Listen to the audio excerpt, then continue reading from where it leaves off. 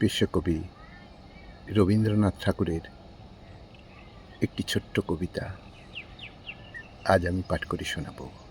কবিতা আকাশ প্রদীপ। শুরু করছি।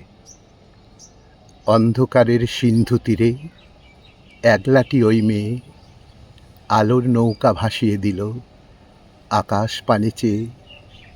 মাঝে তার স্বর্গে গেছে এই কথা সে জানে, ওই প্রদীপের খেয়া বেয়ে আসবে ঘরের পানি। পৃথিবীতে অসংখ্য লোক, অগণ্য তার পথ, অজানা দেশ কত আছে, অচেনা পর্বত।